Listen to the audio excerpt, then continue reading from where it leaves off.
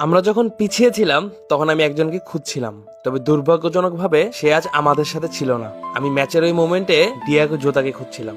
ব্রনমাউথের বিপক্ষে 4-2 গোলের জয়ের পর ম্যাচ শেষে এভাবেই বললেন লিভারপুলের বস আর্নে স্লট। নতুন মৌসুমে 2-0 গোলে এগিয়ে গিয়েও ম্যাচের একটা মোমেন্টে যখন ব্রনমাউথ ম্যাচে সমতা ফিরিয়ে আনলো, তখন স্লট তার প্রিয় শিশু জোতাকেই খুঁজে ফিরছিল। গত মৌসুমে আসলে যেটা হয়েছে, লিভারপুল যখনই ম্যাচে পিছিয়ে গিয়েছে কিংবা যখনই একটা গোলের দরকার ছিল, তখনই স্লট মাঠে নামিয়েছেন একজন জোতাকে, perfect finisher, the perfect super sub. Liverpool ফ্যানরা যেটা সবসময় বলে, নাম্বার 20।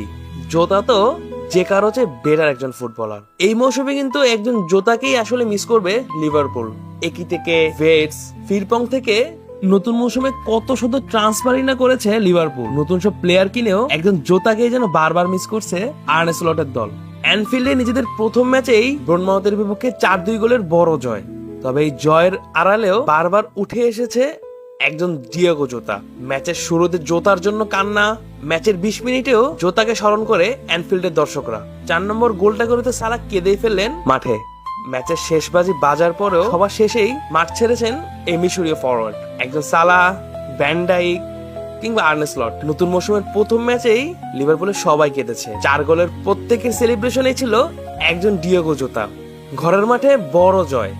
নতুন মৌসুমে চ্যাম্পিয়নের মতোই কিন্তু আসলে শুরু করেছে লিভারপুল। তবে যেটা আসলে হয়েছে, ম্যাচের 90 মিনিটই একজন জোতাকে মিস করেছে অলরেডিরা।